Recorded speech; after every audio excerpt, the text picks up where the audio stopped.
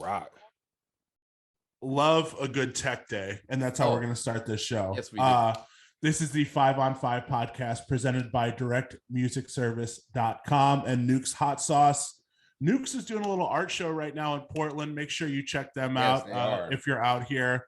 Our homie over there, Jake, is doing some cool stuff. They got the records for sale. Yeah, they got hot sauce for sale. They got art for sale. But we're here to give you the best podcast on this planet. Yeah. I am one of your hosts, Phenom, coming to you live from Portland, Oregon. Down the street, up the street to the east is Jupiter Williams coming live from Kennewick. Kennewick. Is that Oregon or Washington? Washington. Kennewick, Washington. Okay. Yes. As some people say, Washington. Some people put an R in. We're not. No. We're not like that. But some people do that. So in order to, to appease those people, Kennewick, Washington. We're not doing that. And our guest today, God, I am so excited for this episode. Travis, how many edits do we have with this guy? Travis said it before he came in. Codes literally has a track for everything, for every season, for every moment. Yes. Our guest is Codes today. Holy moly, Dirty Bird, Slow Roast, every label. Everyone wants a piece of this guy. Make some noise for Codes. Oh. Yeah. We switched it up a little bit for Codes. At the end. Yeah, we switched it up. Yeah. I like that. Yo, Cody, how the hell are you, man? I'm great. Thanks for having me, guys. Yeah, of man. Course. Thanks for having us. Shit. Of course. I like the setup. First thing I want to notice, we got the avocado and the holy moly in the background. Yeah. But this big king of clubs, and boss. He's fitted perfectly right in between. Yeah. So where the K is, he's right in the middle of it. It's great. It's great. Like my ex girl, who's still one of my great friends, she got me this king of clubs last year for Christmas. That's all made out of old skateboards, that avocado. Oh shit. Oh. This is from the homies from Tampa. My boy Dooley Lab, who runs a festival called Home Base in Florida. Old skateboard deck. Some dude made it. The back still got all the grip tape on it. Yeah. What? That's dope. That is sick. I ever got. It's Count Trillions. At Count Trillions is the dude who made it. But hell yeah. A little corner. Shit. Fuck that. Never again. Yo, and can we shout out his ugly sweater? The Christmas sweater too. It's Guns N' Roses Christmas sweater. This is amazing. I love that. I was saving this for the stream. So I'm doing a holiday stream on Friday, and I was like, oh, fuck it, I'll rock it for this shit. Oh, yeah. Well, hey, it's perfect because this comes out on Monday. So yeah, you can rock it for the stream. They'll get the debut and then they'll get the Monday joint. Yeah. Cody, we're gonna start with this. Do you have anything on your Christmas list this year where you're like, I would love to get a blank for Christmas? Oh shit. There's a couple things. There was something that I just saw. Man, I keep getting advertised this little tiny like mini stove on Instagram and on where it has little compartments to like put your vegetables or your produce. Oh, yeah. But it's like this big, and you can like put a bunch of veggies or fucking fish or eggs or whatever, put it in there and leave it in, and it keeps it cold. So you do it in the morning, set a timer, and it'll start cooking it by itself. And then so it's ready like at 6 p.m. or something like that when you're ready to eat. What? That's dope. It's just marketed. It's like marketed like crazy, I think, because I clicked on it. But like I see it like, and it keeps going. They're almost sold out. And I'm like, fuck, should I just buy one for myself? Yeah, that's how they get you. You're like, damn, it's almost been sold out for all of Q4. This is crazy. Now, it's gonna be going crazy. Just because by my phone too. I'm gonna get it. You're all gonna see it now too. Yeah. We went from being like, what is that, to that's the only ad you see on IG. Yep. Travis, what are you looking for Christmas? What do you want to receive as a gift? A Tesla? Come on. Sure. Come on. Why not? Why stop there? No, I want to stop there. Just give me a Tesla. That'd be good. What, Cybertruck? No, why? Oh, okay. I'm a why kind of dude. I want the Cybertruck. Cybertruck is nice though. I love it. Just cruising in the Cybertruck. What do you want, Colin? More records, obviously, and we can dive into that. I'm always buying vinyl. More books. I got my list of books on my wish list. We need to start doing that. We need to start doing book club toward the end. Yeah, I agree. Of our episodes, you name off the books that should be read or on your book list or wish list. Yeah. Yo, I'm a crazy book right now. Fucking that like I found in the airport on the way out, and it just like I barely ever buy books in the airport, and it grabbed me because it was Ready Player 2. You ever seen Ready Player 1? Oh yeah, I heard about the second one. Okay, did you read it yet? I in like 2 days I read half of it, so it's like we really like just mind bog. I was looking for inspiration for like especially the future and music and all that stuff kind of goes hand in hand. And also it was just like I took a break from kind of maybe forever from drinking, and like getting a drink at the airport, bust open the book, and it's like, man, why didn't I start doing this 20 years ago? Damn. All right, so hey, that's it. That's on the book club. So our first book on our book club is Ready Player 2. You gotta see the movie. You gotta watch or read the first one or watch the movie before you. I read the first book. I didn't read it. I only seen the movie. Okay. But I rewatched the movie actually last night, the first one, and I was like, "Fuck! Why didn't I do this before I already read half the second book?" All connects so crazy, but wild book. I haven't had a book that like had me going like that in a minute. Damn, so Travis, you've read the book and seen the movie. Yes. What should I start with then? The book. The book first, then the movie. Yeah, the book just goes more in depth. Then 2. Okay. Yeah. The movie's kind of like it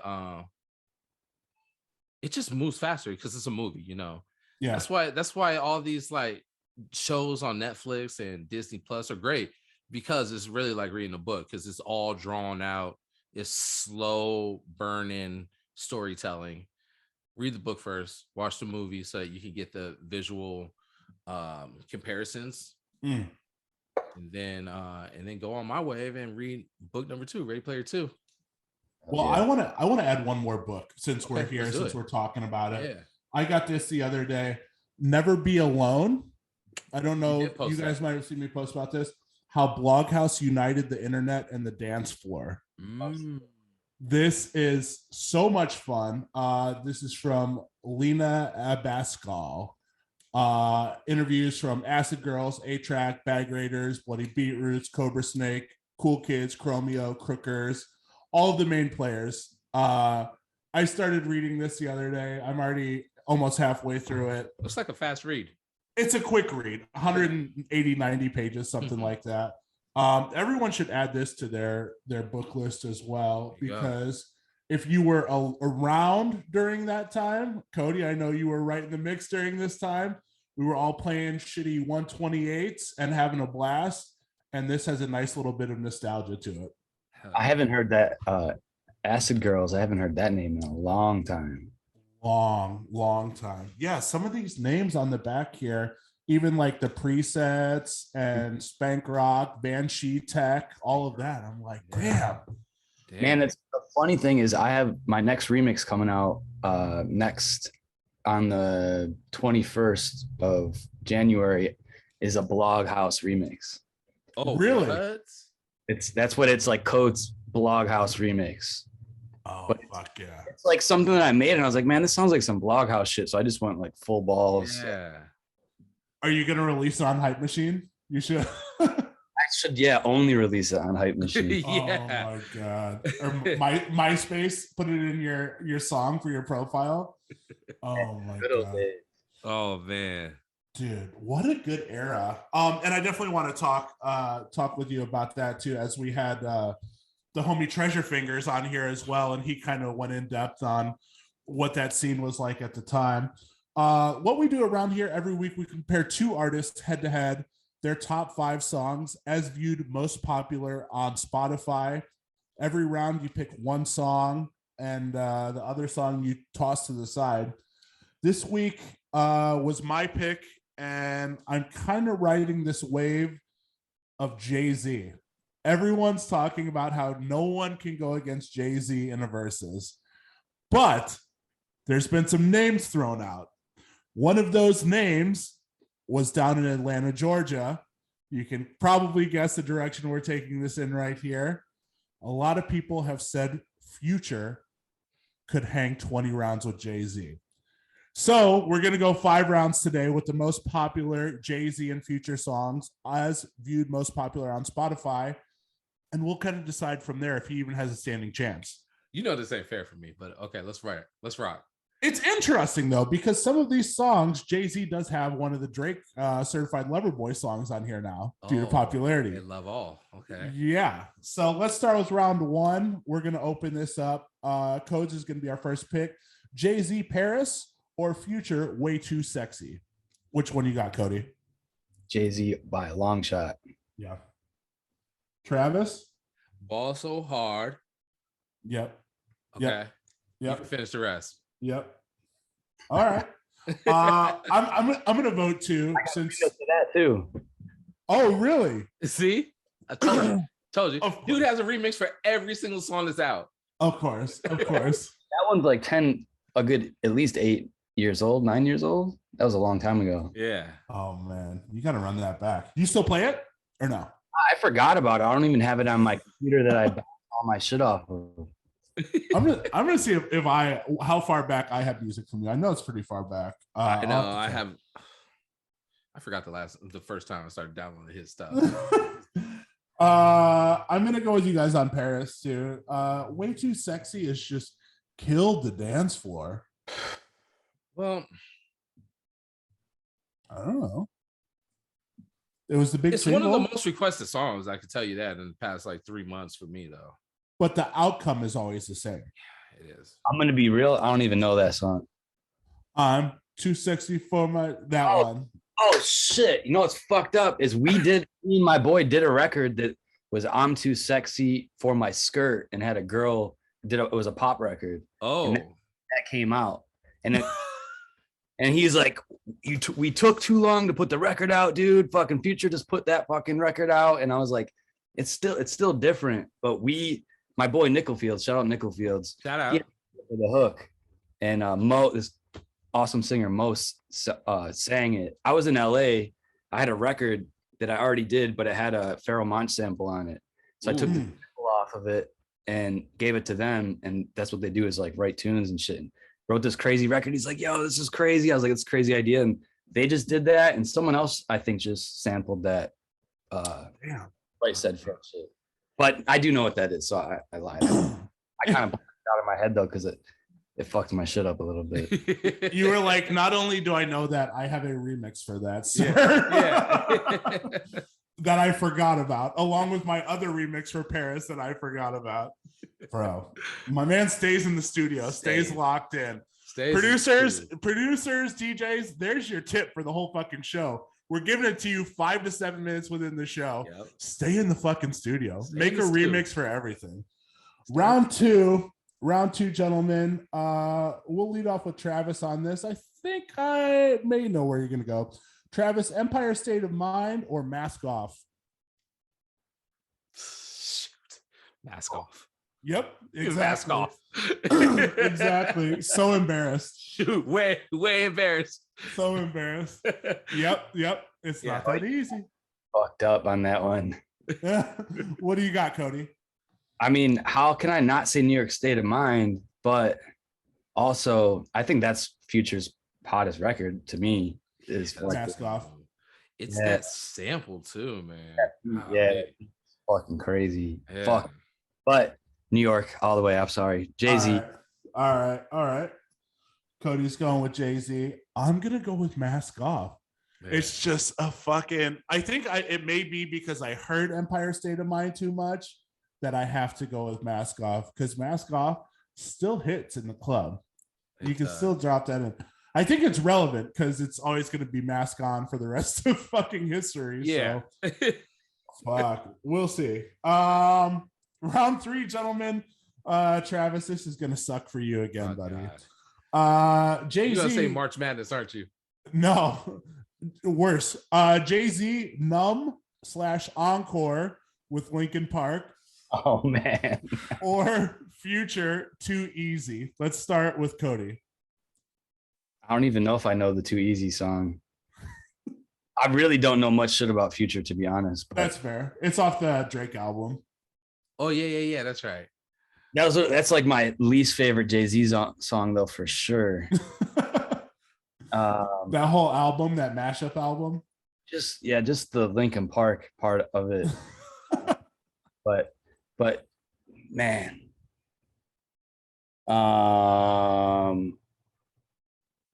We're still gonna go with Encore. Okay. Travis. This Collision Course was Linkin Park was hot at the time, right? When Collision Course came out. Yeah. Okay. This was the big ride of mashups becoming popular. Right. So I think like Girl Talk, I'm not sure. Girl Talk might have been before that, but this was ramping up towards mashups in the mainstream. Yeah. You gotta go Encore. Really? You got who still plays Too Easy? I still hear few people play Encore, whether it be the Linkin Park version or the original version. Right. Especially at the end of the night. Fair. Okay.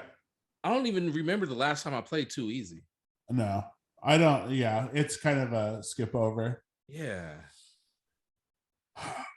I'm gonna go Too Easy though, just because I thought because it was always, you guys remember, it was always that commercial at the end of the MTV TV show where they would put it on the end of Jay-Z in the studio with Chester and then being like, we got it. Oh, and it's like, every time for years. I think it was like for a long time. No, it was for a long time. I'm gonna go Too Easy just because I don't like Too Easy, but yeah, I get it. This pick was Too Easy. Jay-Z, Love All, or Future, Life is Good. Two Drake combos. Songs. Yeah. Oh man. 2 combos, which shows the power of Drake right now. Right. Travis. I mean, you got one song that's a single and one song that's an album cut. You got one song that's basically 2 songs in one. Sure. I just love Jay-Z's line. The only thing we respect is violence. I love that part. And he says anything besides that, we're talking violins. Come on. The song sucks. I mean, it was a leaked song. Right. For the combo though, for if I told you you're getting Jay-Z and Drake on a song and that's what I give you. And it's a song that I had already heard months prior without Jay-Z on it and Drake singing different verses. I'll go with Drake Future on this one. Cody. Man, again, I'm bad with the more Future stuff in general, but I can't remember that song at all either. That one's Working on the Weekend like usual. Boom. Way off in the deep end like usual. Him and Drake. Jay-Z. I think I'm bad for this. It's okay. Too, because I fuck hard with Jay-Z, obviously, but yeah. All right. So you're going Jay on that one? Yeah. Okay. I gotta go Future and Drake on that, just because the second part of that song is fucking dope too. Even better than the first part. Yeah. It's like Drake sitting there with 40. He's like, I think we should call Metro. Yeah, and just put the stank on it. Yeah. Next one is round 5 is Jay-Z, Run This Town versus Future, Drinking and Smoking. Ooh, okay. Now, Cody, do you know the Future song? Man, I would have to hear. I'm so bad with knowing the names of those. Oh no, you can hear it. You can listen to it. Yeah, if you want to put us on mute and listen to it real quick. Which one was it called again? Drinking and Smoking.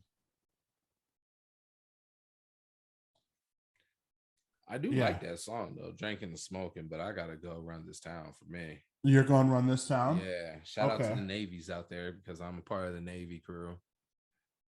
So this is going to be the tiebreaker because I'm going Future on this. Oh wow. Okay. Yeah. Cody's going to be the tiebreaker, and I love this as a tiebreaker. It's a very organic tiebreaker. It really is. We're hearing it.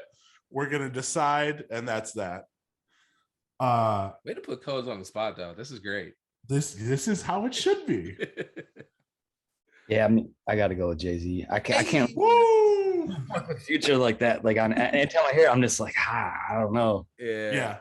No, that's fair. That's fair. Overall, do we think Future has 20 cuts he could rock against Jay? He has 20. Okay, he has 20 cuts. Yeah, that could hold up. Not against Jay. No. Okay, let me put it this way. So I DJ'd Rouge is a strip club in Portland. I DJ'd their Christmas party this last Sunday. And not a lot of people came out for that. They had a small crew come out. So I proceeded to play a 3-hour set of just Jay-Z songs. Like Jay-Z songs and Jay-Z features and shit. And I don't think I can necessarily do that with Future. And I know that's besides the question, because the question was, does Future have 20 cuts? But that's my way of deciphering if he has enough cuts or not. Yeah. I mean, Jay-Z's guest appearances are just crazy too. Yeah. Like even take it back to Missy. He's on Missy 1 Minute Man, right? Yeah. Like he's on some fucking monster features. I mean, he's on a Sade song. Oh yeah, Sade feature. Speaking of Sade, let's hop into the lightning round. Let's go. Cody, we're gonna give you a this or a that, and you can only pick one. The other one you have to delete from your music library forever. This is the lightning round. Starting with this, main force or wait, hang on. Let's see here. Oh, main source or Gangstar? Oh shit. Main source. Okay. Mace or Drew Hill? Drew Hill. Ashanti or Sierra? God damn. That would be a really good versus, though. That would be a great versus. Yeah. Instead of Keisha Cole and Ashanti. Yeah. Man, I'm gonna have to say Ashanti. Okay. Nate Dogg or Ty Dolla $ign? Deleting, right? What's that? The other one you're deleting. Oh no, the other one I'm deleting? Okay, I said Ashanti is the one I would delete. Okay. So the last three that I said, the one I said is the one I would delete. Okay. Yeah. From here on out, say the one you're gonna keep. Yeah. Nate Dogg or Ty Dolla $ign? Nate Dogg. Foxy Brown or Lil Kim? Foxy Brown. Ooh. Method Man or Redman? Oh, Jesus Christ. Method Man. Okay. Ray Shremmerd or T.I.? T.I. The Whispers or Egyptian Lover? Egyptian Lover. Cypress Hill or Public Enemy? Cypress Hill. Rick James or Childish Gambino? Rick James. Beastie Boys or Run DMC?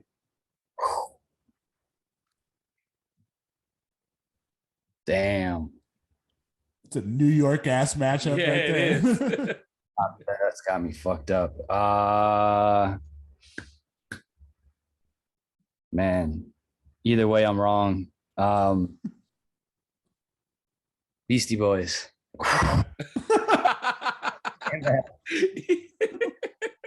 This is going out to the whole universe. For real. He said Beastie Boys and ran out the room so that he didn't have to see the consequences. Run DMC. I take that back. Switch. The switch. The last minute switch.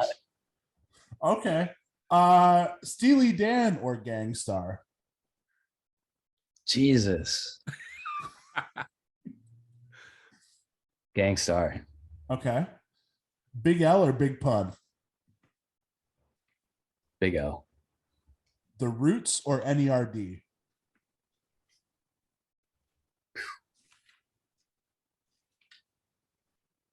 NERD. Shit, that's fucked up too.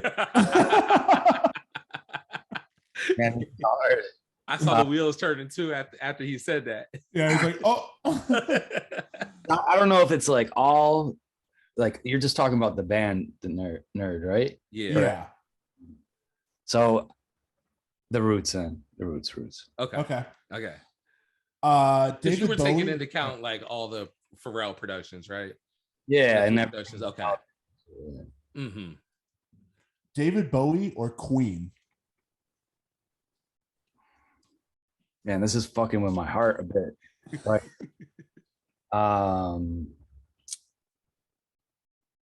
Jesus Christ. Shit, I gotta go with David Bowie. Okay. Clips. I'm gonna lose sleep over this shit. Clips or Mobb Deep? Mobb Deep. Okay. Al Green or Marvin Gaye?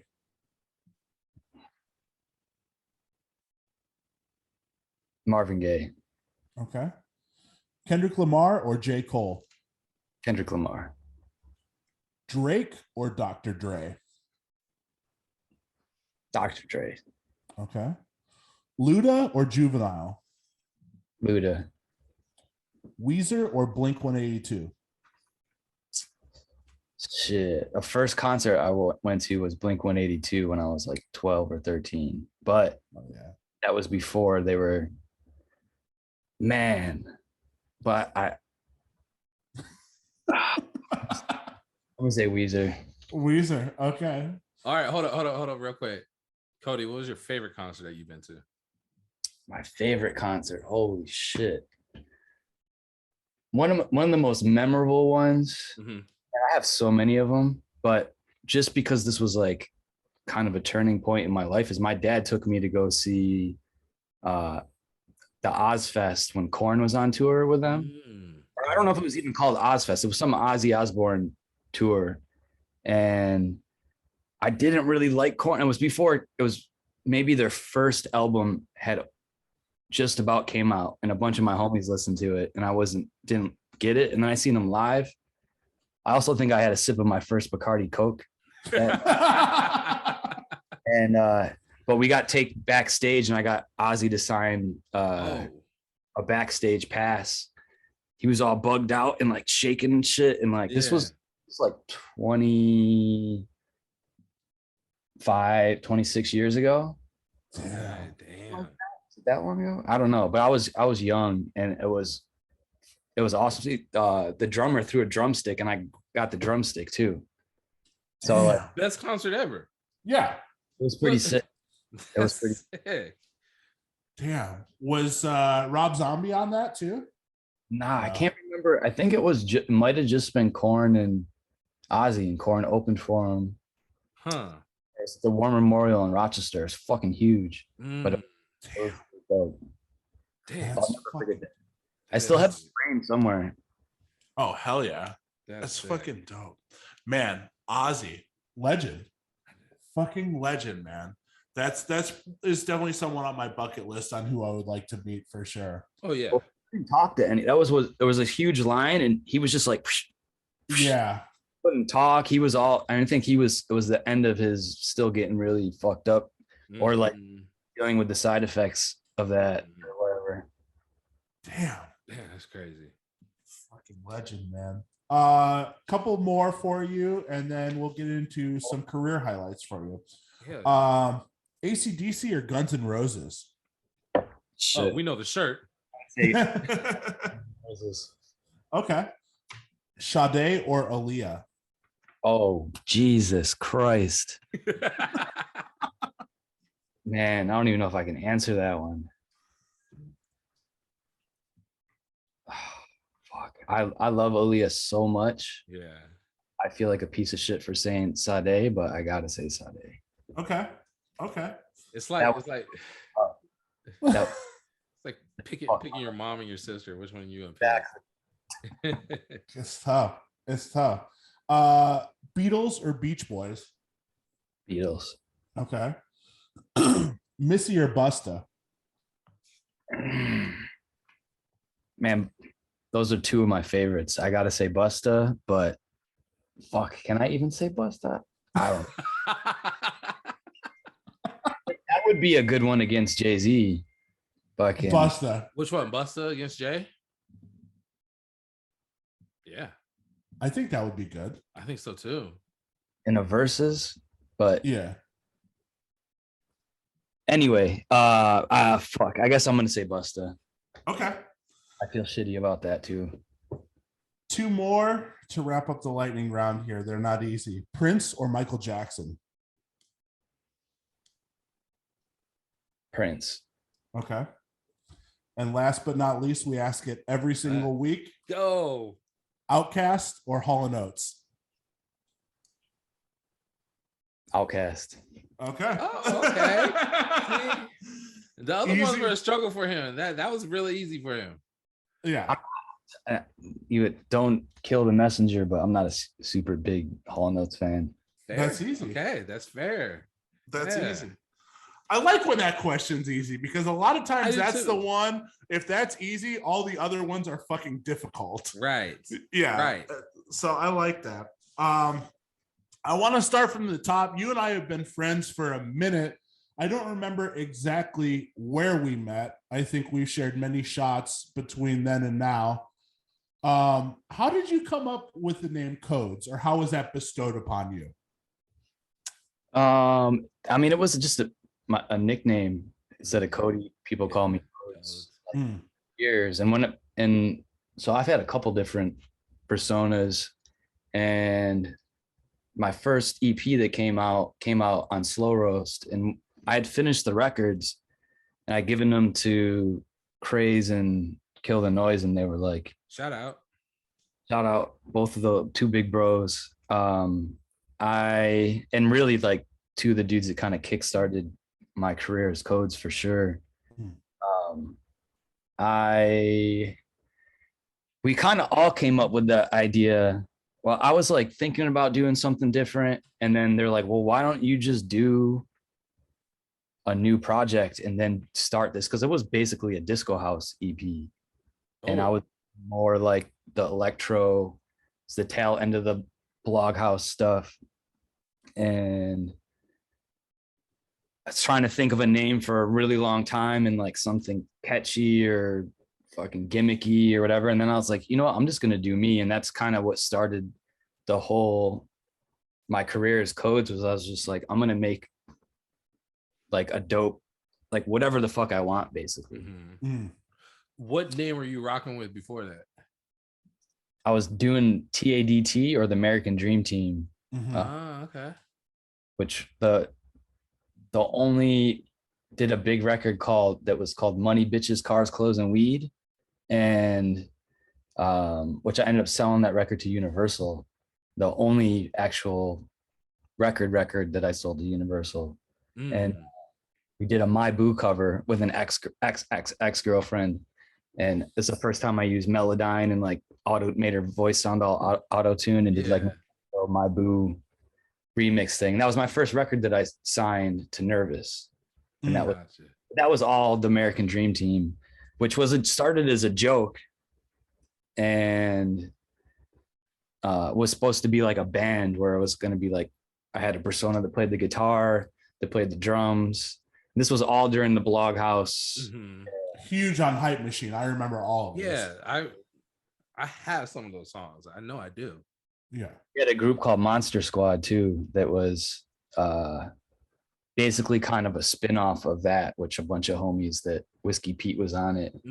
Like Andre Parnell, who is a big drum and bass DJ or MC called MC Dre. Man, that was a long time ago. Long time ago. What were you listening to at that time? What were your main influences, or what were you listening to throughout high school even? Throughout high school, man, I've had a phase with everything that you can think of. High school, especially right when I got into high school, like 9th grade, I went to my first rave, and I was always big into hip hop. I would say the first things I kind of got into was like rock music and hip hop. The first 2 tapes I got, my babysitter got them for me when I was like in is it kindergarten? She got me ABC Cooling at the Playground, or at the playground. At the playground. And then LL Cool J, Mama Said Knock You Out. So that was the era. Those were the first 2 tapes I got. And the first song I learned every lyric for lyric. And I wrote it. I don't know how the fuck I remember. I think it's because I've been microdosing lately. And I remember it's coming back, huh? Like randomly, like this has been happening like crazy. But like I had this Christmas book that had like Christmas carols on it. And I stayed up all night one night writing down every word from Mama Said Knock You Out so I could like learn the lyrics from it. And, like, I remember writing it in like it's like a Christmas carol book or some weird shit that I wasn't supposed to be writing in. But anyway, that started, I guess. And then, man, I started getting those tapes at Walmart where you could get, where it was like the best, almost like the best of, but there was this the best of hip hop, I think, but it had Digital Underground, Humpty Dance on it. It had KRS-One, or no, it was Boogie Down Productions, where he's talking about his brother getting shot, and Love's Gonna Get You? I think it's called Love's Gonna Get You. And those tapes really. And then eventually Regulate came out. I remember getting that tape, and you could buy the single tapes where it had the same song on both sides. And in the tape deck, when you listen to it in the car, it would just flip it. Right. So that same song just play. I remember when I went on a road trip and it just played. We heard Regulate like as many times as you can listen to it in an hour because that tape just kept flipping over and flipping over. Damn. And then I got into this was like 93. Yeah, this was 90. Yeah. And then I started playing guitar, and then I started getting into like Hendrix and old blues and like old rock, old blues. Or no, actually right before then I started getting into, I watched Saturday Night Fever and got into disco. Oh, hell yeah. Really into playing guitar and really into blues and Jimi Hendrix and Led Zeppelin and Black Sabbath. And then high school happened, and I got into, or no, fucking Wu-Tang happened somewhere in there. Wu-Tang Forever came out, and like the first one was obviously game changer too, but then I got grungy, like fucking everything from Bush and Nirvana and fucking all that shit. And then I started getting back into, I think Wu-Tang Forever came out. And that's when I started selling weed and shit too. And I had like the Discman fucking skipping while I'm listening to it in a book bag full of weed, riding my GT dyno around, fucking Wu-Tang Forever. I'll never forget riding that round and being like, trying to hold it so it doesn't skip. And then high school happened, and then raves happened. And like, I heard Jungle, and Jungle had all this hip hop in it, and then all this like dance hall influence in it, crazy sound. And like the first Jungle tape I had, I heard Sade on this tape. Before that, I heard some of the biggest dance hall rhythms, like classic ones that you can think of. I heard the Jungle remix first. I heard Too Short But Funky first remix. All these things I heard as like Jungle remixes first. Then I found the original versions. I was just sucked in this. It was DJ Venom Return of the Jungle Warrior that I bought at this rave when I was like 14. And then got into that. And then for a minute, I didn't listen to anything that didn't have an amen. I just really didn't like house music. Didn't like anything except for jungle and hip hop for a couple years. And I got really big into house music and then break beats. And then I was actually, my boys started as then I moved to Brooklyn. And my boys started like a reggae sound system called Big League Tune. And they wanted to incorporate scratching into it somehow. And so then it was right around when Collie Buds came out with Come Around. And it was huge on the radio in New York before anyone even knew what the fuck it was. And we got him to cut a dub plate for like $100 or something like that. So I have a dub plate of him. Back then I went by Code-D. So Cody. And I have like all these dub plates of like all these different guys being like, Cody. Damn. My name with a W and shit. And like, then so that was around the same time Serato came out. And then I was like, in New York, especially, I feel like maybe it happened to other places or just because I was in New York, but the early 2000s, people just started the open format thing kind of became like this cool. To me, it felt like a cool New York thing where you go into a club and you would hear everything from Blondie and then some fucking Gangstar and then some like AC/DC, and then it would go all over the place. Hold on. Didn't get that. My Siri. Could you try again? My Siri just was like AC/DC. I didn't even touch anything. That was weird. But yeah, so I mean, long story short, I've had a phase with just about every kind of music. And that's basically what I do now is even I produce, I would say mainly house music. Is if you listen, there's like little Easter eggs of especially jungle, especially hip hop, especially like classic dance 90s. My favorite genre of everything, golden era everything to me is like the 90s and shit. If you were limited to just one genre to DJ out every night for the rest of your life, what would you pick? Jungle, yeah, for sure. Like 93 to like 98. If I could do the whole 10 years, I would do the whole 90s, but at least 93 like 98, that era of jungle. I moved back to Rochester from Brooklyn last year, and I had all my records in storage, and bringing them out and now going on the streams and going through my records, like it's the most fun I've had DJing in a really, really long time. Hell yeah. Is that so? From that time when you were going to raves and everything, is that how you linked up with Craze and Kill the Noise, or how did that happen? So me and Kill the Noise went to high school together. Oh shit. So Craze was like a god. I mean, Craze still is the scratch god, but like when I was coming from hip hop and then getting into jungle, and you know, there's a handful of guys that scratched really in it. Obviously, jungle and drum and bass basically come from hip hop, so there's always huge influence in it. But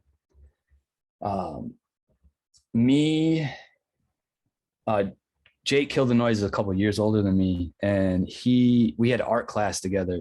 Actually, we used to skateboard together, but they were always older. And you know how the older kids are kind of like punks to the new, especially in the skateboarding. Mm-hmm. Yeah. And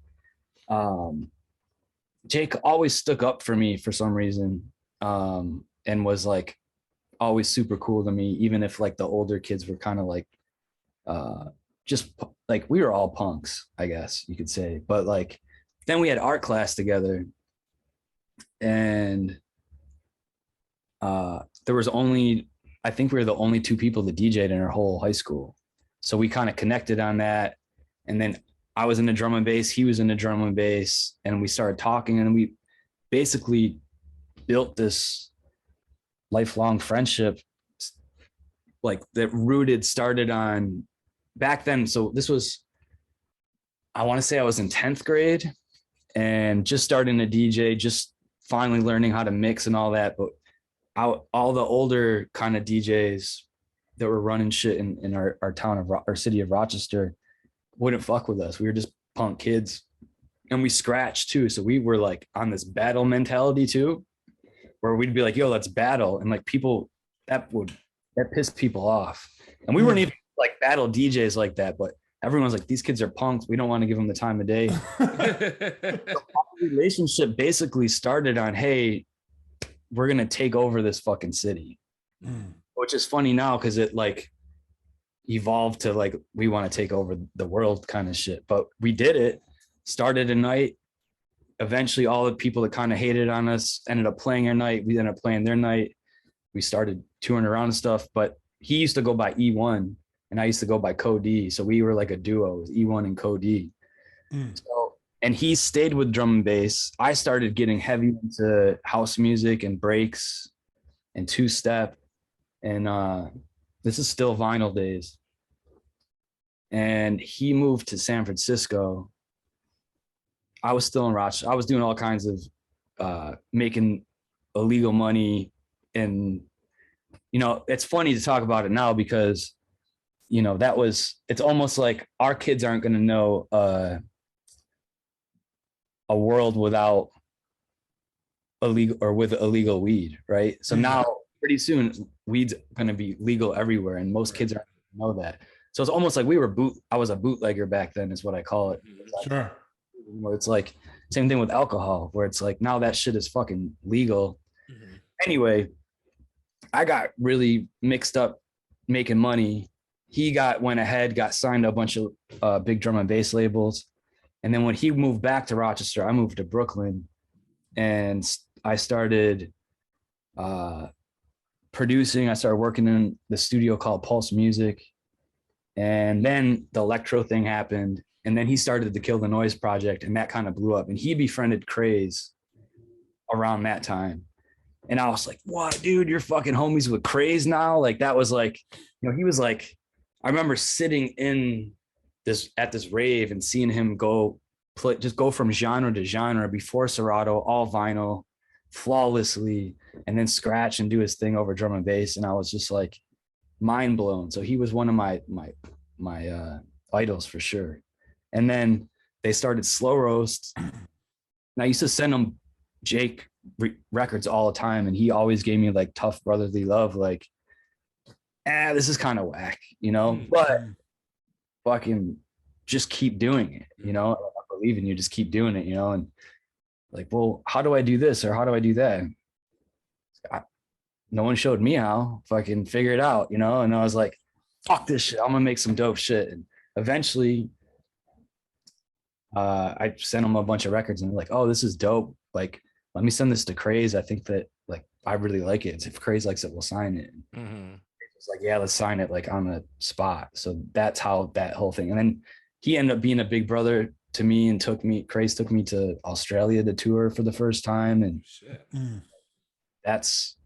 those two guys definitely were the first people to support and get eyes on me as Code. So like, I'll never, those are like my big bros for life.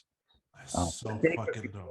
Yeah, so it's everything is connected at drum and bass when it comes down to it somehow. That's so fucking dope, man.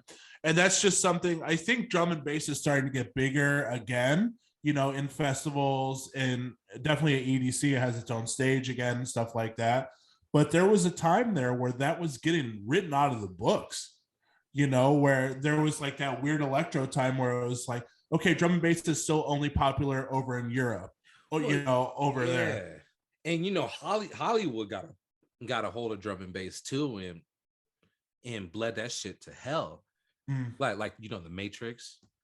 Yeah. Right? Yeah. And then everything, all the action movies was just drum and bass. All the sci-fi action movies, drum and bass. Yeah. It's starting to get its due again. I feel like, you know, especially in dubstep shows, there's only one direction that people take it now. They take it up to drum and bass and then bring it back down, you know, or maybe pepper in a little bit of house music here and there. But man, like, if you really want the energy and the intensity, people look to drum and bass now on the festival stage. It's definitely in the States. I think all over, but in the States, people are, it's getting big. It's amazing to see too. It's just getting so big again. I have a secret kind of thing that's going to be popping its head out in 2022. Hopefully, it's going to be in that lane for sure. It's but everywhere I go, I see people just young, old. For a second, there's a lot of dubstep kids that were like, oh, what is this fast dubstep shit? But I think that's even kind of moved away, and everyone knows, like, oh, drum and bass that's what drum and bass is. That's not fast dubstep. But yeah, man, it's good to see. And then, so from there, You obviously you caught wind with Dirty Bird and with Night Base, or how did that work out? I mean, Dirty Bird was basically, I sent those guys demos for years and never heard. And they used to have like a demo submission. I think they still do, but it was different than it is now. And I don't know if I ever sent them retrospectively looking back at it. I'm like, I don't know if I ever sent them a record that ever made sense really to come out on their label. Mm-hmm. And then I knew Walker, Gavin from Walker and Royce. Before he was Walker and Royce, he had a project in the electro days called Bad something. What the fuck was it? Bad habit? No, bad. What the fuck was it? Something bad something. But that was, and they were like local. They would play at Webster Hall all the time. Oh yeah. And that was during all the electro, all that kind of stuff. And then he had and then he started working at Nervous and had a studio in the same floor as mine around the corner. And what happened? Always homies. And then, and then they started getting picked up by Dirty Bird and playing their song. I was like, yo, how did you get records to Claude Von Stroke and this and that? And they're like, I don't know, it's like hard to do and blah, blah, blah. And, and I always be like, yo, can you send stuff for me? And they're like, well, let us get cool with them first, and which I totally get all that shit. And then long story short, at a Winter Music Conference, Gavin introduced me to Darren, which is the label manager at Dirty Bird. And he gave me his email. And a year later at Winter Music Conference, I was actually with Craze. Craze was DJing in the back somewhere outside. I was with his wife, and Craze knew I was trying to get a record on Dirty Bird for a long time. I think we even tried to get Justin Martin to do a remix for one of my tunes before. And I got the email that was like, hey, we want to sign your tune to Dirty Bird. And you know how they do the,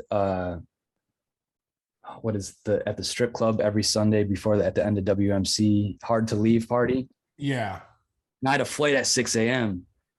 Monday, and I had a wild, amazing weekend, and I was just burnt to a crisp. And I was crazy. Like, you're coming to the strip club, right? And I'm like, bro, I have a flight at 6. I was like, I haven't slept in a couple of days. I'm not going to. I'm skipping it this year. And I got that email, and he got off the decks. He saw the email, and he's like, motherfucker, you're coming to the strip club. And I was like, and it ended up being I just went straight from the strip club to the airport, and I was like, just on cloud 9, where I was like, finally. And that was Birds and the Bees. That was the first one on Dirty Bird. Yeah. And Night Base, the same thing. I was sending AC. I know AC Slater from Brooklyn because he used to be part of Trouble and Bass. Mm-hmm. Yeah. With Drop the Line and Star Eyes and all those guys. And I played a show with him and Kill the Noise at this place called Hugs that was in Williamsburg, Brooklyn, a bazillion years ago before anybody did anything. They probably got $100 each. Like, it was a way back in the day. And that's probably the first time I met AC Slater, but we been homies. And then when I got signed to AM Only, we had the same agent.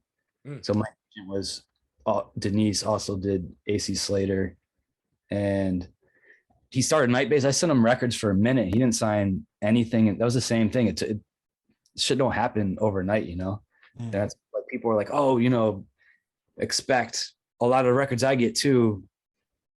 It's like, it takes a minute, to I don't know. There's no right or wrong way how it goes, but yeah, it took a minute. And then AC was like, yo, do you want to play? He booked me to play at one of his Night Base shows, and I sent him a bunch of records, and then they signed. That was the first one they signed, was one over there.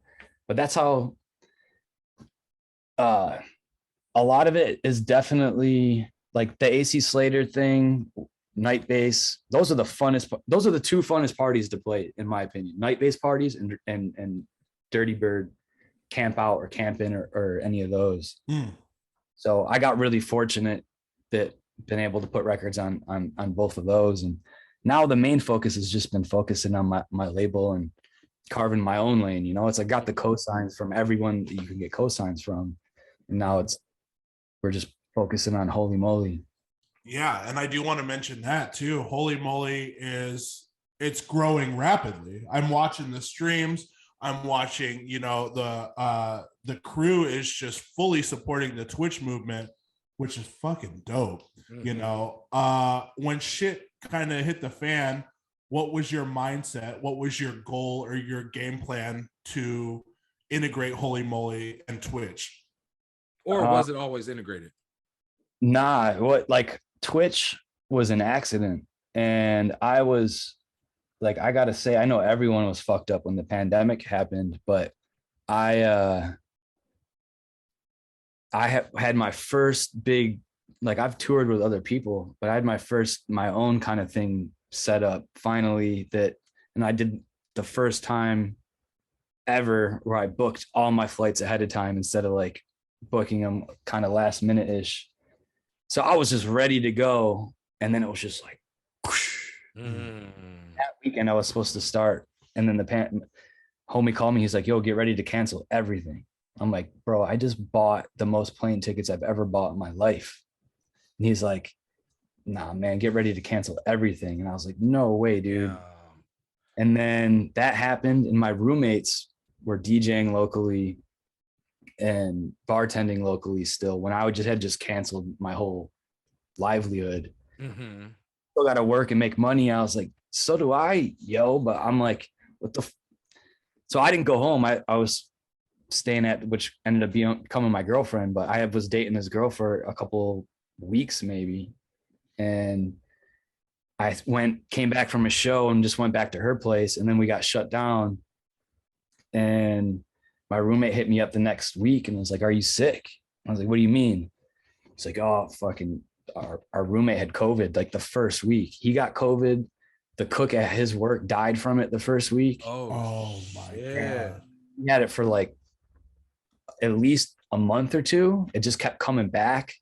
So I was staying at this girl's house with no chain. I was in Manhattan, luckily luxury 1-bedroom apartment in Union Square. And like, so shout out to her 1-bedroom apartment. Man, shout out to her. She like, not only did she save me and like kind of have my back in like such a fucked up ass time, but just was so supportive of like what I was doing. And I was I was just completely like, there was a month where I was like, all right, it's all done. It's over. Fucking throw in the towel, fucking everything done. Who the fuck knows what's going on? And then shout out Mark Martinez subset. He started getting in Twitch and he was like, yo, I want you to do a jungle set on my stream. It's like, your stream? I was like, what the fuck is this Twitch shit? Now, hold on, Codes. Hold on. Before you keep going with that, just let me just, so that we could get the timeline straight. So everything locked down in March. When did he hit you up for Twitch? I want to say the end of February. Okay. Yeah. Oh, yeah, so then it's right. So you jumped on it right away then. Well, Mark was way ahead of things too. Like, we should mention that okay. He was on the jump.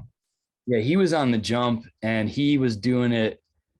And I couldn't wrap my head around. He helped me out a lot in the beginning too. No one knew how to do this shit. And right. I'm like, I want to say like, sometimes I'm super nerded out on stuff, but it's like, I just got to get over that first speed bump. And he helped me do that. And then I just went crazy on it. But before, I didn't have any shit. And I was in this 1-bedroom apartment. And this wonderful person was like, you can just set up in my living room. So I couldn't go back because my roommate had COVID. Right. Put an APB out on Facebook.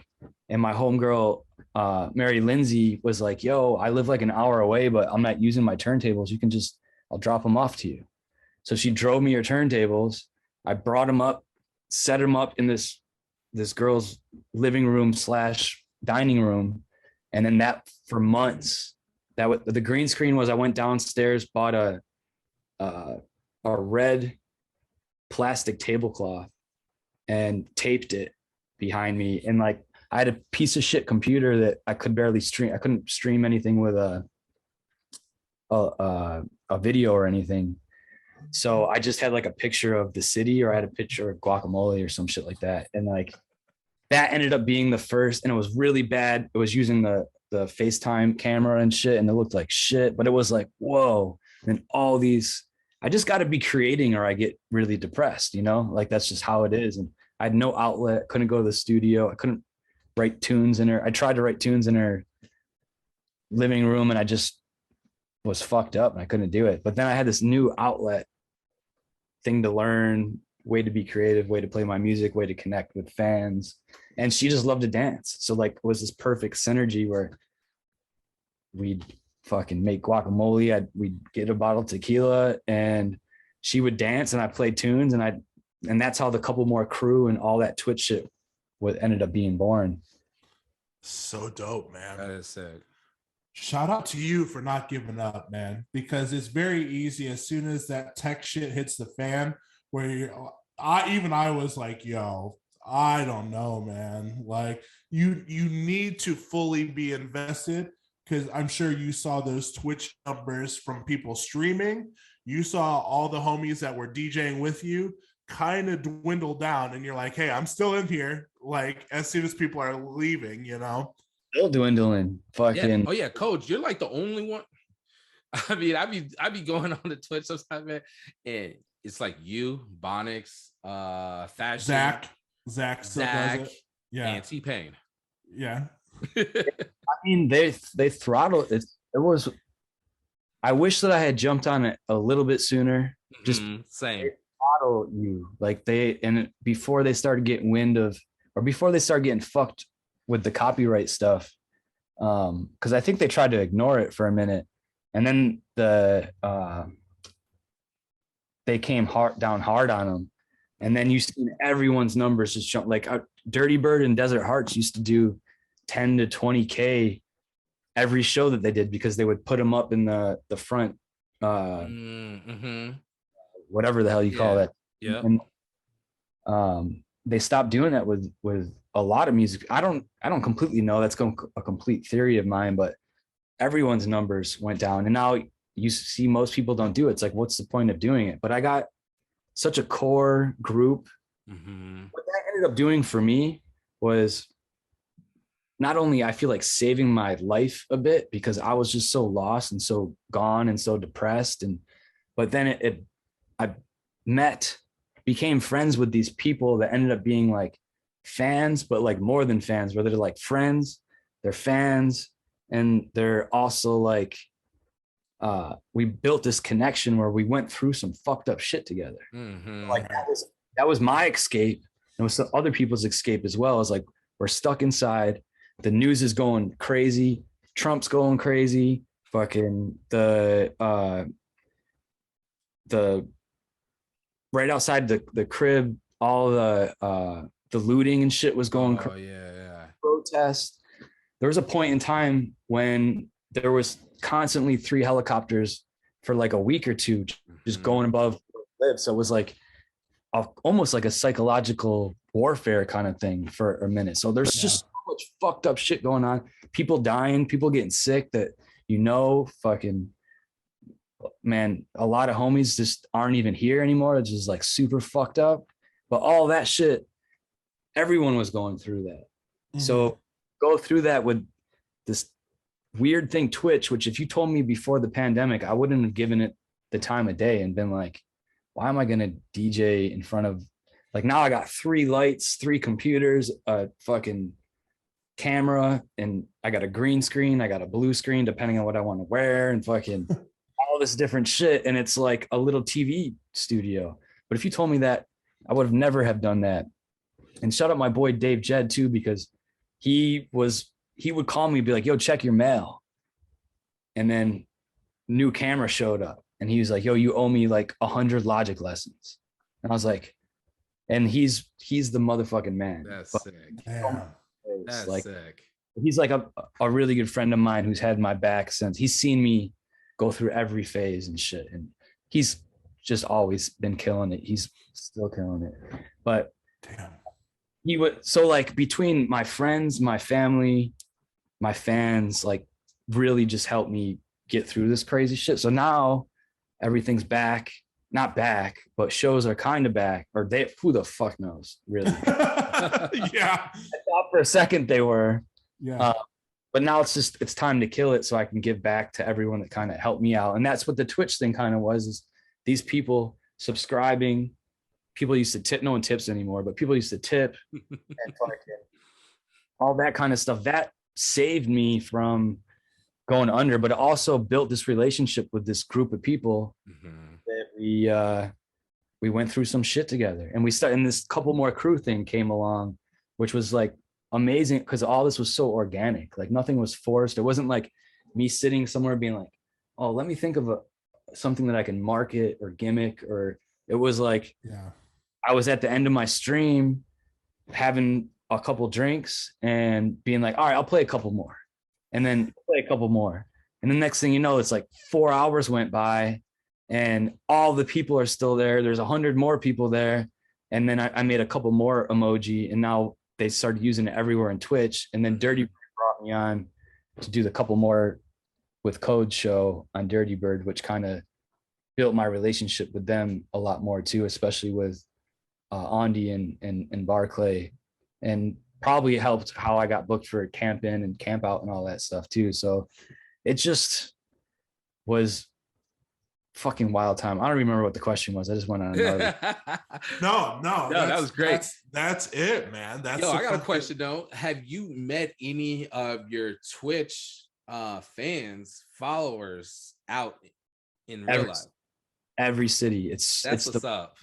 The illest shit. It's like, oh shit, like and that they can't, like there's been ones that flew from Cali to come to Vegas, or that like it's almost turning into this, and I could only dream for it to turn into something like that, but like on some like fucking my dream. I think that's what we were talking about too, is like what we want to come out of all this is some Grateful Dead kind of shit, where like they just fucking go on tour and everyone travels to each city fucking selling mushrooms and fucking doing night. But get some code heads out there, man. Yeah. Code heads. A couple more crew, man. It just grew into this crazy thing. And so it's every city. There's at least one or two, if not a lot more, of these people that are like, oh shit, Talimi boy, my homie in Detroit, that he comes out and brings me a lime everywhere I go play in Detroit, or he came to Chicago. The other dude's making my website. He's got this crazy website designer. It's just a big family, and we have a Discord that we do all our shit in Discord and drop and keep in contact. And that's why I have such a connection. Sometimes the streams aren't like, it's just not like it used to be as far as numbers wise, but man, there's still a core group of like the couple more crew, and it's like that's what I do it for, and it's a beautiful thing. I'm very grateful. I'm so happy that happened, and lucky that shit happened too, because it kept me ticking. I love that. Yeah. I love that, man. That's a once in a lifetime opportunity where that scenario works out, where you never would have guessed going through that medium, and now you have a family through that, which is fucking ill, man. Oh yeah. Since moving back to Rochester, what have you noticed as far as when you started DJing and what the scene is like now? In Rochester? Yeah. Oh shit. I mean, the good thing is it's coming back. And there's a couple people doing like Photo City, which is one of the few venues out here that they do a lot of shows. They do a lot, especially more on the, I would say, bass music, dubstep, what kind of shit. And but we've been working on kind of building bringing some fresh air or oxygen into like a new kind of underground scene over here, and then kind of taking advantage of, I have a nice outlet to push it on. And so it's like the homies from way back in the day that knew me, hometown and all those people come out, and then like the new heads that are kind of just getting into it and then don't know me from Rochester, Cody know me more for like just codes, you know. And so like that's kind of cool to come back to the city and like see old homies, see old people that are still doing it, people that you know from back in the day and shit. But that's another goal for 2022 is I'm going to start doing a proper holy moly party out here, where because I basically went from having a little tiny apartment in Williamsburg with 2 roommates, which now I moved. It's like we call it the Holy Moly Factory because I live in the downstairs part of it, and the upstairs is a commercial space that used to be a sign shop that I turned into. I have my studio room. I have 2 different stream rooms, and then there's like another room that I was going to end up turning into like an editing room. And so I just walk upstairs and work on tunes, and I have a huge fucking parking lot, and just complete opposite. I go outside and do yoga in my underwear fucking in the morning.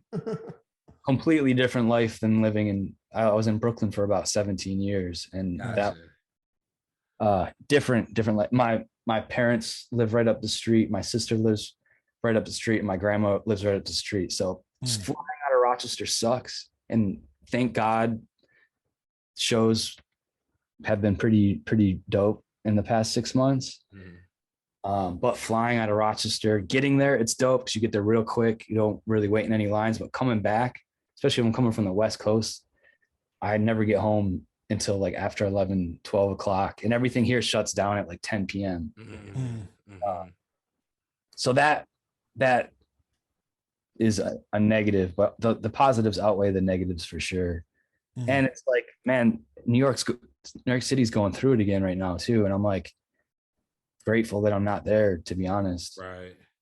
I went back to look at spots earlier this year because I was like, you know what, maybe I'll just get a spot, an apartment in Brooklyn, and then I'll keep my house out here. And I was like, I'm not fucking doing this shit, yo. Like, all the prices went back. It's almost like shit was more expensive than it was before the pandemic because it was bad. And then it just got, and it's the market's all crazy. And I'm like, you know what? Most important shit is to be close to my family, have my studio I can write tunes in, be able to do the streams. And as long as I can get to an airport, then we're good. So, Damn, that sounds like a pretty slick setup, man. All things considered. And you got your family out there too, which is fucking dope. I know you're on a limited time today. I have to buy Christmas gifts as well. I'm a little bit behind on that. We're all kind of in the same boat here. A couple questions that we always ask on the podcast before we send you on your way. For a couple more. First of all, our third host, Nick, can't be with us today. He's feeling under the weather. He might have that Amari on. We don't know. Man. We don't know if he's got the Amari that 5th member of B2K right now. Yeah. He always asks every episode, if you could get endorsed by any fast food company, what would the Codes meal be? Man, that's a tough one because I don't really fuck with any fast food.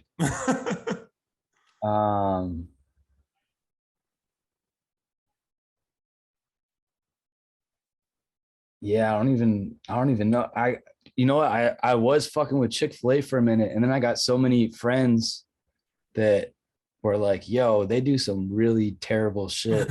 They fund really bad stuff for this super Jesus anti-gay stuff. I'm not so I stopped eating it. And I was like, all right, that I draw the line there. So, and it's not even that good either. I realize there's just so much salt and grease. It's a lot of salt. That's what makes you when you're, especially if you just smoked a blunt or something, like then it tastes good. But you eat that shit sober and you're kind of like, this is not that good. Man, so I think I'm a bad person. Maybe a fucking but you can make your own healthy options at any fast food establishment. Yeah. So this is the Codes meal. We could put you at Popeyes. How about that? Yeah. Nah. Popeyes just have nothing but avocado, the holy moly Coles meal. Yeah. Popeyes. There was I used to fuck with Wendy's, man. I feel like Wendy's fell off though. Like Wendy's fell off. Yeah. It kind of did. Fuck, their fries used to be the shit too. And like every time I've tried in the past 10 years or maybe longer, I'm like so disappointed. Remember they had the salad bar forever ago. Yeah. The Wendy's salad bar.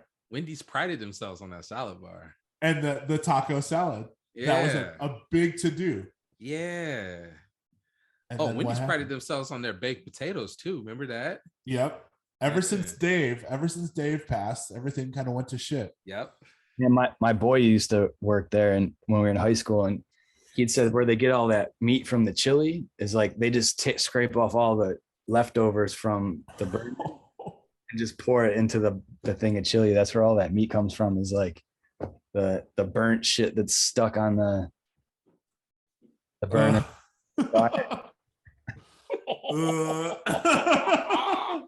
Everybody listening that loves Wendy's chili is like, fuck Codes. I hate this. Well, my uncle found a fucking rusty bolt in his Mexican pizza at Taco Bell. Oh, I hate to hear that, because I'm waiting for the Mexican pizza to come back. Yeah, I'm waiting anxiously. I'm on the edge of my seat for that to come back. How about this? You could do Taco Bell. You fuck with Taco Bell? No. Rusty nail, remember? Rusty nail. All right. I got a horror story for all of them. So Taco Bell, I got food poisoning, sick as fuck. This was like I stopped fucking with Taco Bell like 20 years ago because I got super sick eating it.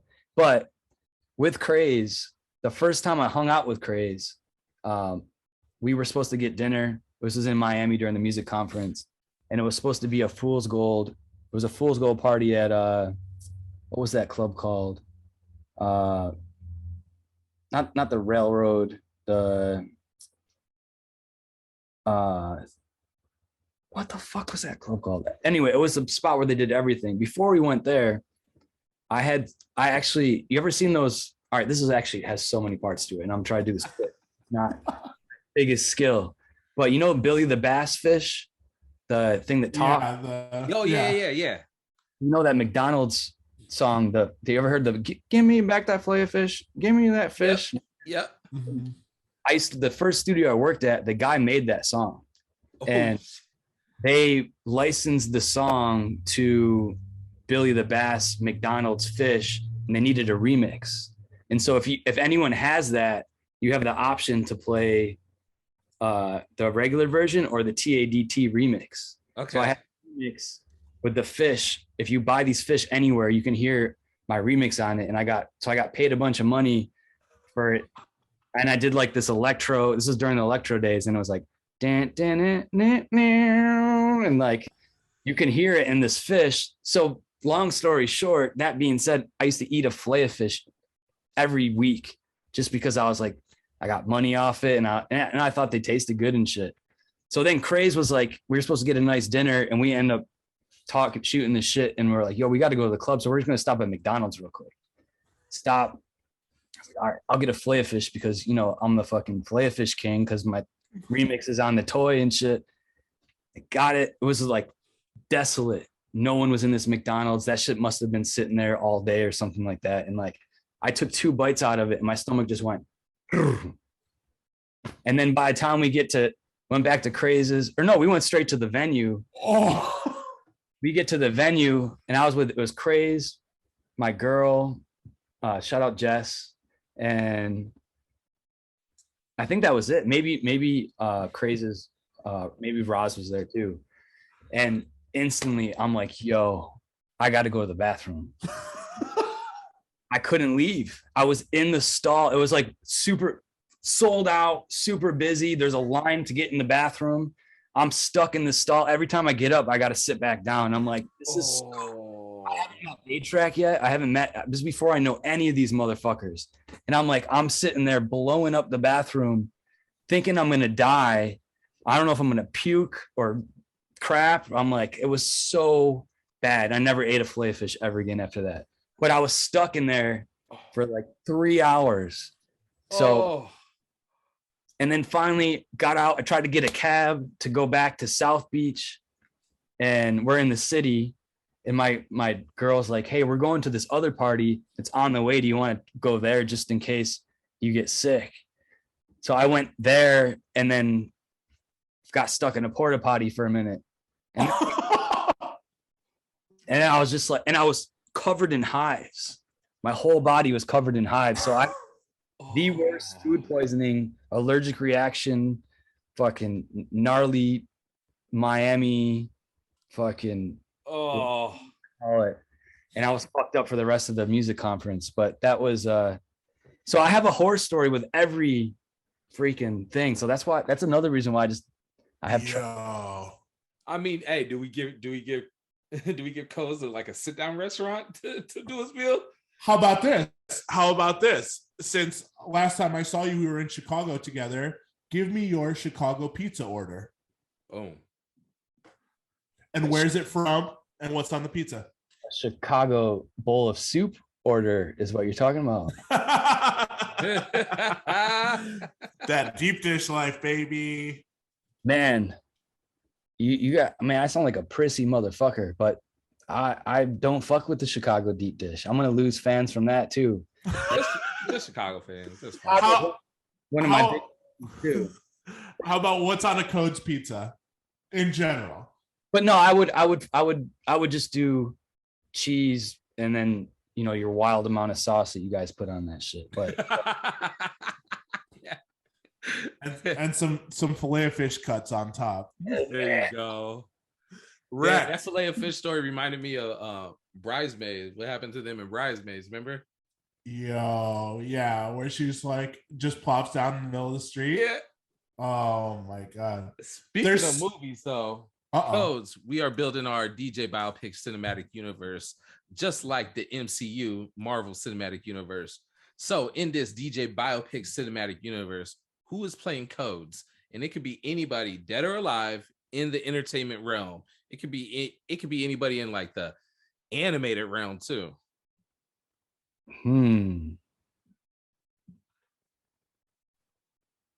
Well, I don't get this anymore, and this is the reason why I started watching Game of Thrones it was A-Track was like, yo, did anyone ever tell you look like Rob Stark? And I was like, yeah. I was like, what? I was like, I had never thought I watched Game of Thrones. Then I watched it and I was like, this is the shit. And I watched the whole thing. But the dude, I don't even remember what his name is. That dude, I think would have to play me. Richard Madden. Richard Madden. Yeah. He's in That's a good one. Marvel movie Eternals as Icarus. See, there we go. It goes full circle, Colin. It all goes full circle. It all does. Before we get out of here, I know we have a lot of young producers, a lot of young DJs that are listening. Hold on, before you say that, Colin, we need a song from him. Oh, go ahead. Yeah. Codes. We have our 515 podcast playlist on Spotify. What song do we need to add to that? Could be any song ever. Yeah. Song ever. I mean, there's no restrictions on no genre or era. It could be the Toys R Us theme song if it's on Spotify. It could be the bass. The bass. I wonder if that shit's on Spotify. That's gotta. How about 1983? A Merman I Should Turn to Be. Jimmy, let's go. Hell yeah. My favorite Hendrix song, On the Low, On the High. I love that. I forgot how big of a Hendrix fan you are. I just bought that new box set from Fillmore East that came out this year. That thick one. Yeah, it was his New Year's shows when he did Fillmore East, right around the time of Band of Gypsies. So super dope shit. What I was gonna say before we roll out, one tip to DJs and producers around the world from you, sir. Anything that you think people need to know as they're navigating this shit show of 2021-22? Man, One thing, if you're feeling, let me think about this. So,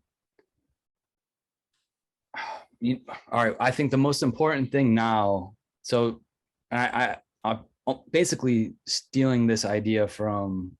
I saw Duke Dumont on. I saw a little clip. He was on Will Clark's podcast, and he was saying it's the easiest time to get into the music industry, but the hardest time to make it, because there is people. And like, so when I first started DJing, there was so much of a scarcity to everything, from how many records were pressed, how many mixtapes you could get, like there wasn't unlimited supply, like a Spotify or a YouTube or for whatever now. And there was so much individuality in everything that everyone did. And that's what I think kind of always made, still to this day, and it shines more, I think, to this day, but trying to not try, but do you, like, do your own thing. Like, I think taking influence from all the things that you like and stuff is super important. But at the end of the day, like, what can you bring to the table that everyone, and this goes for a producer, an artist, podcast, like anything that you're doing, what value can you bring as an individual to the world or to art or to whatever you're doing? So like, you know, if you're just making the same stuff that everyone else is making, even if you do, let's say like tech house is pretty generic, people make it, all that kind of shit. So it's like, if you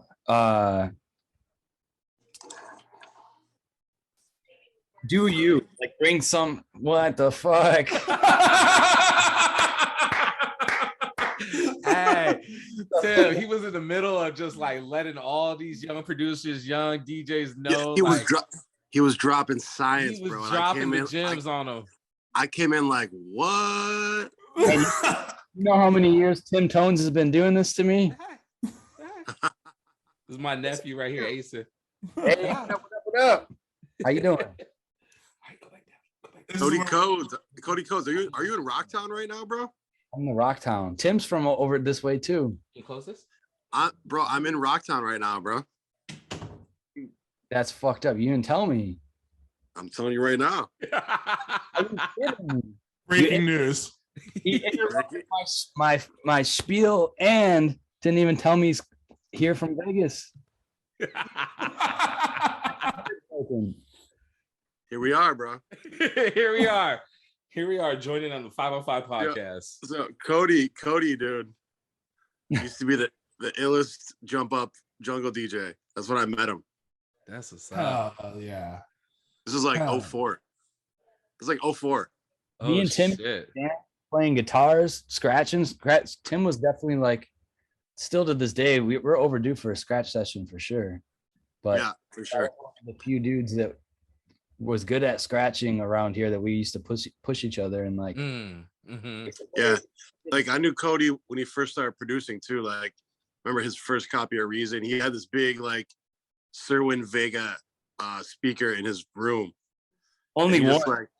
He's just making corner. It was just in the corner. Like he had a house at Atlantic Ave. It was like this. He was like the first kid I knew that had a house. Like we were like, you know, early 20s, like 21, 22, and Cody had a house already. I was like, what, bro? Like, what's going on? You know what I mean? That was because of that other thing that I was talking about earlier, where I did all right in the bootlegging industry. Yeah. He's making moves. Yeah, for sure. To go to New York. Nah, but Cody was always the funnest dude to rock a house party with all the time. And just like stylistically, just for that era was just between playing jump up, hip hop, and reggae. Like that was kind of what made, you know, I think that's what made you a producer. You know what I'm saying? Like just all that energy that we used to generate at house parties. Man, we used to play this night called Chasers, and it was before the term open format. it was more, I would say more hip hop than anything, right? But like still, it was like open format on like the hip hop side of things. You know what I mean? Like we play. That was Lean Back came out. It was around that era. Oh, okay, yeah. And then it was all vinyl records, and then I got one of those Newmark CDs, had like a fake vinyl record on the top of it. It was before you do anything with it. It was like half of a Rain One. Like it was a prototype for that. Yeah. Huh. Man, that was me, you, and Kill the Noise, right? Yeah. Yep. Oh shit. Yep. And I remember one night, like when you first started DJing there, it was kind of hood because like that area that spot was in was called the St. Paul Quarter, and it eventually got more hood, but like. It was for me. It was dope because it was like a chance to DJ for like Hispanic cats, black cats, like whoever else was in that area. But like one night it was when Dead Prez came out with Hell Yeah, right? And we're playing it. Someone's like, "Yo, play some hip hop shit." So we play Dead Prez Hell Yeah, and all of a sudden this dude just cracks this dude over the head with the fucking Corona bottle. It was wild. Huge fight breaks out. Like to this day, I still remember that shit. That's another, we won't even focus on that, but there's always a fight. It's just the motherfuckers just fight all the time. Very true. It's that city where like it's just small enough where people just make shit pop off for like that, no reason at all. It was like he had a screwdriver and we had to talk him out of not stabbing some dude with a screwdriver. And we're like, dude, you can't do that. It's funny. Like this is a Kill the Noise. I saw him. This is a Kill the Noise story. But when that club closed down, we were there for the last night, and we were just acting all wild. Like I was behind the bar making people like free drinks and shit. So Jake comes up, and he just like all of a sudden I feel the back of my leg getting wet. I look behind me. Jake is full on like pouring soda water in my back pocket. So I start chasing him around the venue, right? And we're on opposite sides of this pool table at one point. Like they had a pool table in the far back corner. And I'm like, yo, what the hell? And then I was mad. Jake has a beer bottle, like a full Heineken beer bottle, takes the pool cue and just cracks the bottom of it. So it like breaks. The beer falls out and he like turns around. He's like, let's go, motherfucker. It's hilarious. And then he kicked the wall. He kicked the hole in the bathroom wall and blamed it on me. We need to get Jake on here with you guys, and you'll pick the 5-on-5 for him, and let's just make it a shit show. I love that, man. Fucking Rochester. Who would have thought? I love how Tim just rated the interview. He's on here. Yeah, Tim did rate it. Someone sent me the link, bro. Tim is here. That's great. Before you guys take off, you guys have any shows or anything coming up? I know you're both back home right now. Everybody just laying low till the new year, or what's up? If this motherfucker told me he'd be home, we would have set up a show and shit. What's fucked up is my next show is in Vegas on New Year's, and I'm gonna go see him, and he knows all. I just talked to him yesterday. He knows you're gonna be there. We're like, yeah. I was like, we're gonna. Because hey, Tim, you still not drinking? Yeah. That didn't sound very convincing. I'm in that middle place, but I'm behaving myself. I'm trying to like just eradicate drinking from DJ sets, period. Just because it's just gotten to the point where I want to just be able to enjoy it more for what it is and not for like how crazy, and fucked up I get. I'd rather try and just make a scene in a good way. You know what I'm saying? Mm-hmm. Imagine if we figured that out fucking 20 years ago. I mean, we did. I didn't really drink a lot when I first started. It's like, years down the line. I'm done. I think I'm completely done. That's great, dude. I mean, listen, all this, health talk and like you can eat as healthy as you want, but if you're still drinking, like you're still not gonna be healthy. You know what I mean? Yeah. Mm-hmm. But anyway, yeah, I just talked. New Year's Eve. New Year's Eve, it's going down in Vegas. Fucking. But is anything going down in Rochester between now and then, though? Nah. No, I thought about it, and then I got here, and people are like really losing their mind over this Omicron stuff. So I'm just like, you know what? I'm good. I don't want to throw an event and then have people like be calling me out for like promoting Omicron or something. You know what I'm saying? Tim, you know, Neat got that Omarion. Did he? Mm-hmm. We think Neek may have the Omarion. Yeah. He got the. yeah. My sister just had it. My uncle just had it. My aunt just had it. My cousin just had it. Fucking. Yeah. People forget. So It's almost like everyone forgot how it's like when it gets wild. It gets wild and just goes everywhere. Yeah. It seems like this strain isn't as strong as the previous ones, though. That's what I mean too. I'm hearing. I don't feel like they've been. I don't feel like collectively they've been as strong as that first wave was a killer, right? That was the big one. Yeah. Everyone's gonna be a little less. Well, I was talking to the chick she worked at the ICU in Strong Hospital, which is the main hospital here. And she says that 99% of the people there, it's the unvaccinated people. And they're all the thing that they say right before they die is, can I get the vaccine? And like the doctor is fucking, she's like, he don't even have any sympathy. He lost all his empathy and everything last year because he's like, and that's the same thing their families asked too. And I'm not trying to get in any political shit here, but man, and everyone's scared. Who knows? But hopefully, fucking, we get through this shit. It doesn't become like, my worry is this never ends. Like this shit is just going to be a new one and a new one and a new one and a new one. So hopefully that is not the case. And everyone fucking hug your loved ones and appreciate fucking what everyone's got and shit, because this shit, it's still scary. It's still weird. And it's still, especially, it feels selfish to say it as a DJ, because it's like it fucks up our show and our lives, but it fucks up everyone's shit, man. It's a thing. Yeah, it's true. Facts. We will end on a light note. We asked Cody, we asked Travis, Tim, what is on your Christmas wish list? If you could get a gift for Christmas, what would you like to get?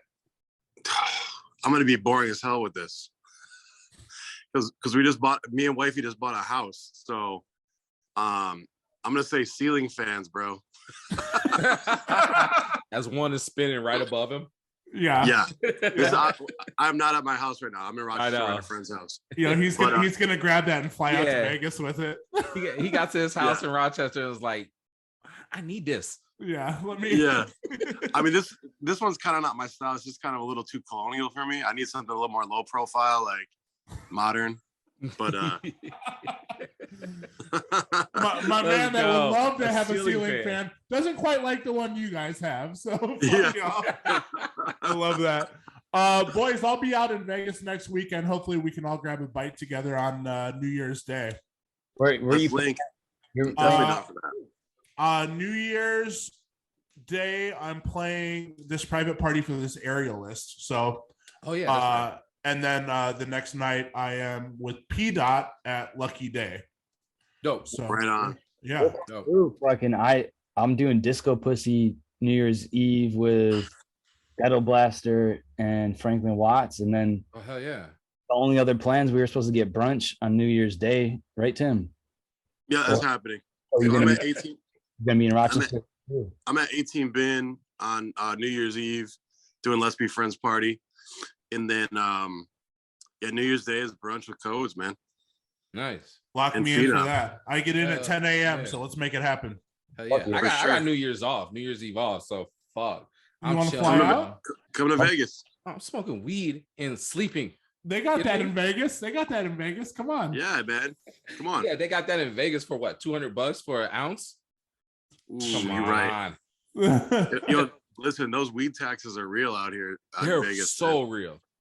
Cody, toss it on your rider. So toss a little extra on your rider. Couple avocados in the ounce. Let's do it. Yeah. For sure. You should, bro. Oh, I love it. Gentlemen, we're gonna roll out. Happy holidays, boys. Happy holidays in this internet space. Yeah. Thank you, Codes and Tim Tones, for joining us on behalf of the ambassadors of Rochester, New York.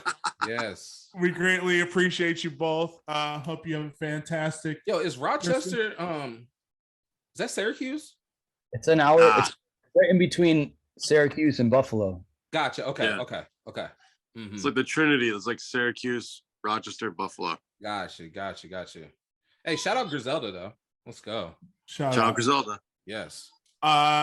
Tim, go pay Cody a visit. You need to tell him when you're coming into town. Come on. That was kind of sick. I don't know if I want him to even come through. I just tested negative today, bro. Hey. Yo, bring him a fish fillet too. He'll appreciate it. There you go. Yo, my man. Okay, parting note. Every time Cody would come into town when I was still living here and he would come in from New York, he would always be like, yo, let's go out to eat. I'd be like, all right, cool. And this happened like 3 times in a row. We'd get to the spot and he would just start hating on the food. He'd be like, man, I don't even know why I came here, dude. This food is terrible. So eventually, like, it got to the point where, like, he would come into town and be like, I'd be like, bro, I'm not going anywhere to eat with you. We went and they do garbage plates and shit. We went and got a garbage plate. I remember just projectile puking in the bathroom after I ate one of those things. Oh, no. Oh my God. Yeah, his intestinal tract became sensitive. Eat all that good vegan food in New York City. Yeah. I think it had to do with. That's why another reason I'm just like I've cut the tequila out, all the alcohol. No more alcohol coming into my a month Thursday. So today. Fuck. Mm-hmm. So congrats. that's my Christmas present to me and my family is. Yeah, man. Congrats. I'm done with it, man. Fucking. Danan, didn't you? You still done with it? Yeah, almost 1,000 days. Holy Awesome. shit. Coming up on it. I think we're at 940, 950, 960, something like that. So You're done with it. Congrats, bro. Congrats. yeah, I'm done with that shit for good. I don't need that. It's turned me into a wild man. Travis saw me. I was acting a fool. He was wild. It got to the point where I'm like, I want to go out and call it. Yeah. I'm gonna get fucked up. Yeah. Right. Yeah. Right. And now Tim. Fucking Las Vegas. Oh yeah. Jesus. It's just I don't know. Anyway. Anyways. No judgment if you do, but it man, life is for me right now better. And I've drank it enough to kill a couple countries probably. So yeah. I'm good. Yeah. Once you get a certain amount down, you're prone to like all diseases, all colds, all flu. That's the real, like, yo, if you were drinking like we were drinking, don't be worried about what's in the vaccine. Don't be worried at all. Yo. The first time we met was I drank some tequila with a fucking scorpion in it. Yep. Was that you and me or you and Tim? Me and you. Okay, was that with Felix the house cat? Was that that night? It was in Milwaukee. Okay, in Milwaukee over at I know exactly where you're talking about. Like a roof or it's upstairs. Yep. Thor was with us too. That's what I was about to ask. Yeah. Yep. Thor has my code shirt. He stole it from me. So please shout out Thor. Make some more merch because he always wears it only when we're out together. So fuck that guy. And that's how we'll end this episode. Everyone have a fantastic Christmas. Have a great holiday weekend.